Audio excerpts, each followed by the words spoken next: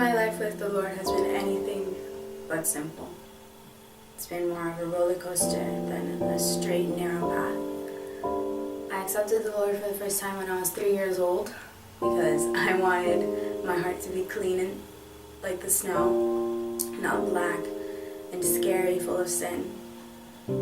But at that age, I didn't exactly understand everything that I was going to get myself into.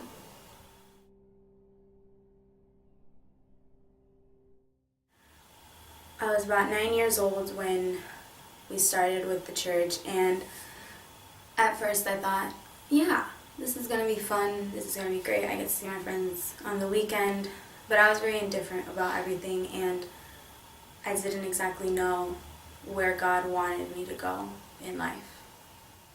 I was never the Barbie. I wasn't even her Hispanic friend Teresa. I was more of like the giant talking townhouse that was like really awkward in school, and I got bullied for that a lot. People wondered why my hair was so dark, why my thighs were so big. They wondered why my eyes were black like the night, but it's just because I was different. I didn't look like anybody else, and it took me a really long time to own that, and a really long time to understand that it's for a greater purpose. I wasn't the girl that got the brass ring.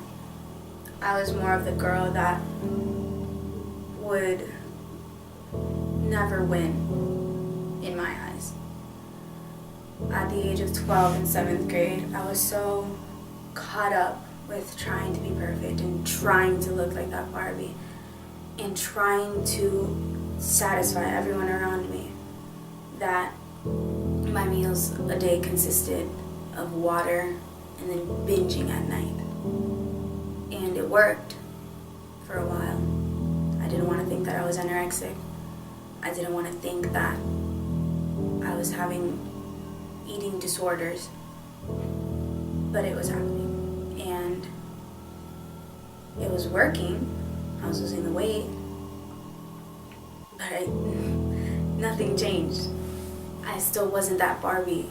I still wasn't that perfect girl that every guy wanted, and that's what kept eating me inside, to the point where I would look for love and look for attention in all of the wrong places because of one simple thing and one simple void that couldn't be filled. It wasn't about a year or two after that where things really started to just crumble. At the age of 13, 14, I thought that my heart and my life would be complete if somebody loved me the way that I wanted my dad to love me. My dad and I always had a great relationship, and he was always my biggest supporter, my biggest man. He was my protector. But we were really distant in heart. We were both so alike that our tempers would get the best of us when we talked. And it's hard to say it because I was never the daddy's girl. And that's the thing that hurt me the most.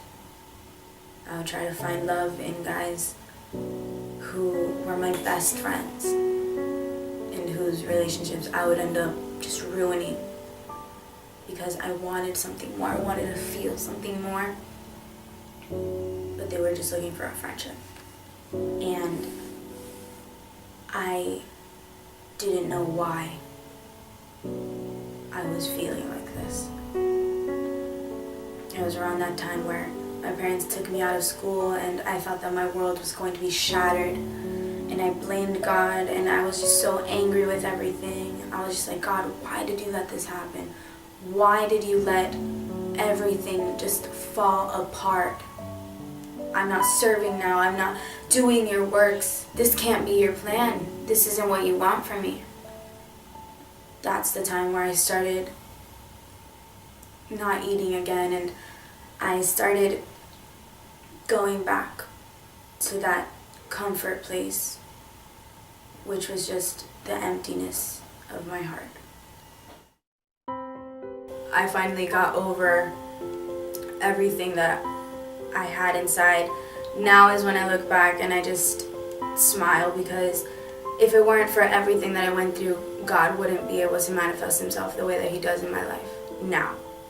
Now is when I see that all of the times where I wanted that love, all of the times where I wanted to be perfect, now is when I see that it doesn't matter. All that matters is that he makes me perfect and that he fills me with the love that I always needed. My name is Elizabet M, and I am second.